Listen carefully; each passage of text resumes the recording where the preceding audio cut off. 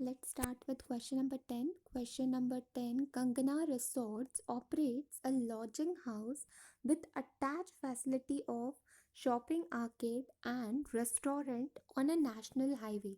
ठीक है, तो कंगना रिसोर्ट है जो कि ऑपरेट कर रही है लॉजिंग हाउस, उसी के साथ कुछ अटैच फैसिलिटीज़ भी है जहाँ पर शॉपिंग आर्केड है और साथ ही साथ रेस्टोरेंट भी है। ठीक है, तो देखो ये जो रिसोर्ट है कंगना रिसोर्ट जो है, इसे तीन तरीके के तीन साइड से इनकम आएंगे। एक तो लॉजिंग से भी पैसा मिलेगा इसको इसको शॉपिंग आर्केड वहाँ से भी पैसा मिलेगा, एंड साथ ही साथ रेस्टोरेंट से भी कुछ पैसा आएगा। ठीक है, तीन सोर्सेज ऑफ इनकम है, बिकॉज तीन जगहों से ये क्या कर रही है, ऑपरेट कर रही है। The following details are as available. एक बार रिक्वायर्ड पोर्शन दिखा देती हूँ आपको। रिक्वायर्ड में पूछा गया है, फिलहाल अभी हम फर्स्ट वाला ही रीड करेंगे। Prepare an income statement of the next year. Okay, next year का आपको इनकम स्टेटमेंट बताना है। इसी का मतलब ही क्या हुआ, इनकम स्टेटमेंट यानी कि प्रॉफिट स्टेटमेंट। ओके, तो प्रॉफिट निकालना होता है तो हम कहाँ से शुरू करते हैं, सेल्स से शुरू करते हैं। Sales means revenue minus variable cost minus fixed cost करोगे तो आपको इनकम दैट इज प्रॉफिट मिल जाएगा। ओके, तो हमें अब ये सर्च करना है, रेवेन्यू सर्च करना है, वेरिएबल कॉस्ट, फिक्स्ड कॉस्ट, ये सारी चीज़ें सर्च करनी है। और हमारे पास रेवेन्यू तीन सोर्सेज से आ सकता है, लॉजिंग या फिर शॉपिंग आर्केड्स और दूसरा है restaurant. After that first point अब बताया गया है the lodging house. It means ये जो डिटेल दी गई है अब हमें लॉजिंग हाउस के बारे में बताई गई है। 40 ट्विन बेडेड रूम्स। ठीक है, एक रूम में दो बेड्स आते हैं तो उसे ट्विन बेडेड रूम्स बोला हुआ है। तो हमारे पास ऐसे 40 रूम्स है, इसका मतलब 40 रूम्स, इसका मतलब 40 रूम्स में टोटल 80 लोग पर्सनस आ सकते हैं। ठीक है, पैसेंजर्स या पर्सनस बोलो, 80% इसको ऑक्यूपाई कर सकते हैं। ठीक है, इन रूम्स में आ सकते हैं। Which are to be rented, अब हमें रेंट बताया है, रेंट पर नाइट बताया है। ठीक है, मुझे एनुअली निकालना है तो मुझे क्या करना पड़ेगा, नंबर ऑफ डेज से मल्टीप्लाई करना पड़ेगा। और ये रेंट क्या है, देखो रेंट मेरे लिए क्या हो गई, ये मेरे लिए लॉजिंग हाउस से आई हुई रेवेन्यू बन गया। ठीक है, इनकम बन गई। ठीक है, और ये जो रेंट दिया गया है ना, ये आपको on double occupancy basis, it means ये आपको एक रूम का रेंट इतना बता रहे हैं। और एक रूम में कितने लोग आएंगे, 2 पर्सन आएंगे, बिकॉज ट्विन बेडेड रूम्स है। तो आपको ये जो रेंट बताया वो पर पर्सन नहीं बताया, पर रूम बताया है, और एक रूम में 2 लोग आते हैं। ठीक है, याद रखना ये बात। आगे बोला है द ऑक्यूपेंसी रेशो।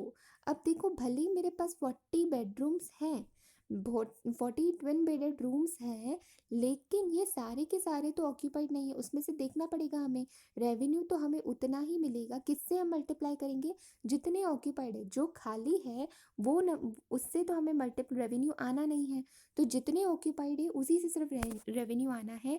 तो ऑक्यूपेंसी रेशो उन्होंने बताया है इज एक्सपेक्टेड एट 85%। तो 40 इंटू 85% करेंगे, सिर्फ उतना ही ऑक्यूपाइड होगा। Okay, after that and always both the beds in the room are occupied. और ये बोला गया है, आपने अज्यूम करना है कि दोनों भी जो बेड्स है रूम के वो क्या रहेंगे, ऑक्यूपाइड रहेंगे। ओके, आगे बोला है the lodging facilities are operated for 200 days. तो देखो हमें यहाँ पर दिया था 200 पर नाइट। अब आपको जो नंबर ऑफ डेज बताए गए हैं कि कितने दिन हम पूरे साल में ऑपरेट करते हैं, वो है 200 days in a year during the foreign tourist season time only.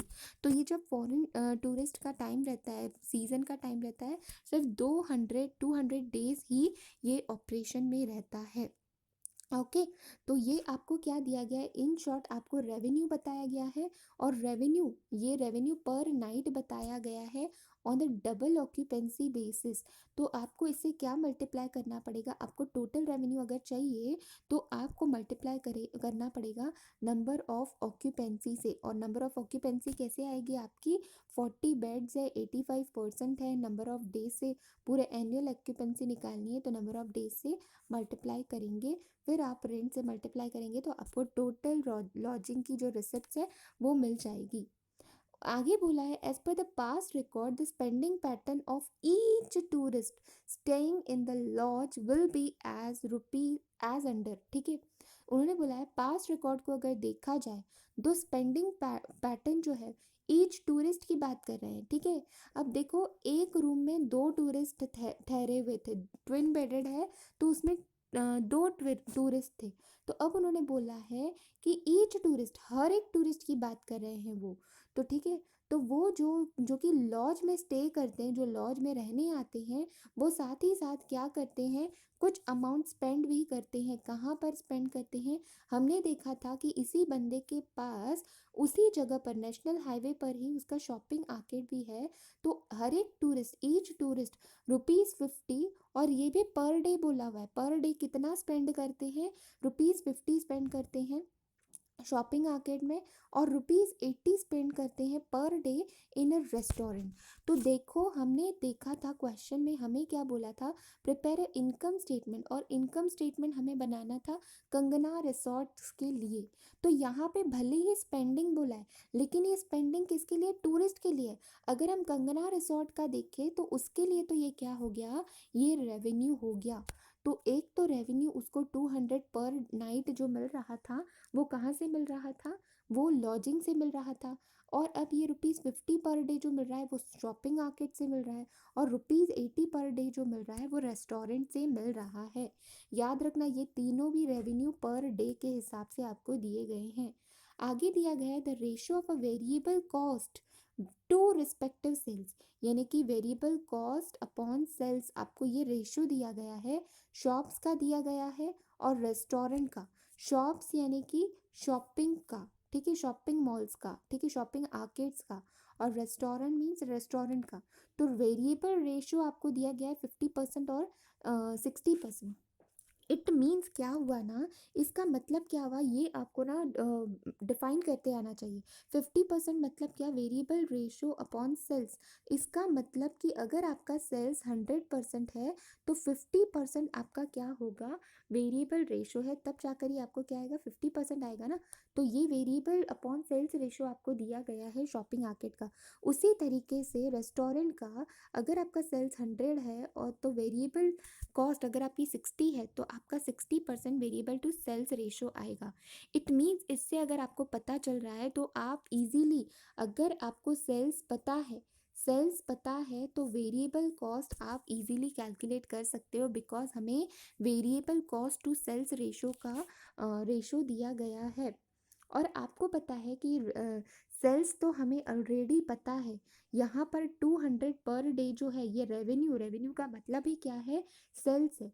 यहाँ पर भी ये 50 पर डे वो स्पेंड कर रहे हैं, इसका मतलब हमारे लिए क्या है, हम इतना सेल कर रहे हैं। तो पर डे का तो तीनों भी तरीके से हमें रेवेन्यू पता है। अब इन दोनों की, शॉपिंग आर्केट और रेस्टोरेंट की, हमें वेरिएबल कॉस्ट भी हम यहाँ से निकाल देंगे। 50 का 50% करेंगे तो मुझे वेरिएबल कॉस्ट 50% पता चल गया, इसका भी 60%, 80 का 60% करूँगी तो मुझे वेरिएबल कॉस्ट पता चल जाएगा। ओके, अब उसके बाद बोला है फॉर द लॉजिंग हाउस, अब बात करें लॉजिंग हाउस की, वेरिएबल कॉस्ट। अब देखो इन दोनों का तो हमें मिल गया था वेरिएबल कॉस्ट, इसका नहीं मिला था, लॉजिंग का नहीं मिला था, तो अब वो भी बता रहे हैं variable cost on house keeping and electricity. अब वो किस पर भी वेरिएबल कॉस्ट हो, हाउस कीपिंग पर हो, इलेक्ट्रिसिटी, वो खर्चा हमें मायने नहीं रखता, हमें सिर्फ क्या चाहिए, वेरिएबल कॉस्ट चाहिए। Will amount to ₹30 per day, तो ये भी पर डे पर रूम ऑक्यूपाइड, ठीक है, पर डे आपको बताया गया है, पर रूम ऑक्यूपाइड ₹30 लगते हैं। तो देखो तीनों आपके, तीनों भी सोर्सेज ऑफ रेवेन्यू पता चल गए पर डे के हिसाब से, तीनों भी कॉस्ट आपको पता चली, वेरिएबल कॉस्ट पर डे के हिसाब से। आगे बोला है annual fixed overhead of the entire complex. अब एंटायर कॉम्प्लेक्स की बात कर रहे हैं, यानी कि पूरा कंगना रिसोर्ट की हम बात कर रहे हैं, उसमें तीनों आ जाएंगे, लॉजिंग, शॉपिंग आर्केड और तीसरा क्या था हमारा, रेस्टोरेंट, तीनों आ जाएंगे। तो तीनों की हमें फिक्स्ड क्या बताया, फिक्स्ड ओवरहेड बताया है। इट मीन्स ये जो पर डे हमको बताया था ना, तो हमें उससे क्या करना पड़ेगा, नंबर ऑफ ऑक्यूपेंसी से हम मल्टीप्लाई करेंगे तो टोटल कंट्रीब्यूशन आपका एक बार आ जाएगा। तो टोटल तीनों को ऐड करने के बाद आपको फिक्स्ड कॉस्ट लेस करोगे तो आपको इनकम मिल जाएगी, आपको फर्स्ट का आंसर मिल जाएगा।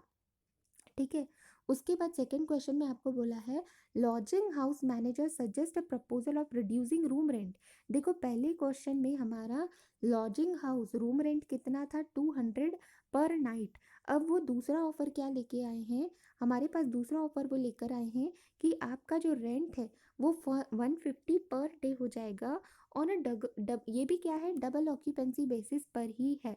ठीक है, इसका मतलब हमारा रेवेन्यू कम हो रहा है विच विल इंक्रीज ऑक्यूपेंसी। तो उससे क्या हो जाएगा, हमारी ऑक्यूपेंसी बढ़ जाएगी 95%। पहले कितनी थी हमारी, 85% थी।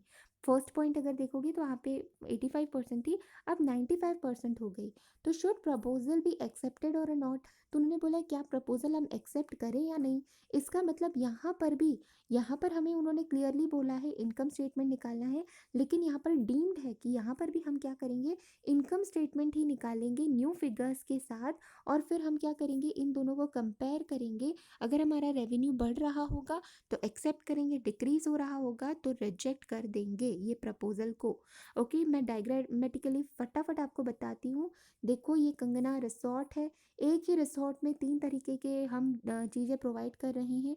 एक तो लॉजिंग हाउस है, शॉपिंग आर्केड है और रेस्टोरेंट है। उसके बाद फर्स्ट पॉइंट में सारी डिटेल्स आपको क्या दी गई थी, 40 ट्विन बेडेड है। रेंट आपको बताया था पर नाइट डबल ऑक्यूपेंसी, यानी कि पर पर्सन नहीं बताया, एक रूम में 2 लोग आएंगे बिकॉज 2 बेड्स हैं। ठीक है, लेकिन उन्होंने पर पर्सन रेंट नहीं बताया, पर डबल ऑक्यूपेंसी पर रूम के हिसाब से बताया है। ऑक्यूपाइड कितने रहेंगे, जितने रूम्स, अब ये पूरे 40 पर हमको रेवेन्यू नहीं मिलने वाला है, जितने 40 में से जितने ऑक्यूपाइड होंगे उसी पर रेवेन्यू मिलेगा। और पूरे साल का कैलकुलेट करना है तो पूरे ईयर में हमने 200 दिन ऑपरेट किया है। और उसके साथ ये तो हुई रेवेन्यू की बात, उसके साथ आपको एक फोर्थ पॉइंट में समथिंग, फिफ्थ पॉइंट में आपको वेरिएबल कॉस्ट बताया था। Variable cost shopping, house keeping और इलेक्ट्रिसिटी पर 30 रुपीज़ पर डे हम अप्लाई कर रहे थे। वेरिएबल कॉस्ट और वेरिएबल कॉस्ट हमें पता है और हमें रेवेन्यू पता है, दोनों पता है पर डे के हिसाब से। और इसके बेसिस पर हम ऑक्यूपेंसी पूरे साल की निकाल सकते हैं, उसे मल्टीप्लाई करेंगे तो मुझे कॉन्ट्रीब्यूशन मिल जाएगा। उसी तरीके से यहाँ पर ईच टूरिस्ट कितना स्पेंड कर रहा है, 50 पर डे स्पेंड कर रहा है। और अब यहाँ पर आपको ध्यान देना है, यहाँ पर अगर आपको जब टोटल कॉस्ट निकालनी पड़ेगी ना, तो टोटल कॉस्ट निकालते वक्त यही डेटा हम यहाँ वाले फर्स्ट वाले पॉइंट का यूज़ करेंगे। 40 बेड से, अब देखो ईच टूरिस्ट का उन्होंने स्पेंडिंग बताया, हमें तो पूरे साल का चाहिए। ठीक है, पूरे साल का चाहिए तो आपको क्या करना पड़ेगा, जितने टूरिस्ट ने लॉजिंग में आए होंगे जो रह रहे हैं, वही तो ये यूज़ करेंगे ना शॉपिंग आर्केट और रेस्टोरेंट। तो हमें यहीं से ऑक्यूपेंसी निकालनी पड़ेगी। तो 40 बेड्स थे लेकिन उसमें से 85% ही ऑक्यूपाइड थे और 200 डेज के लिए।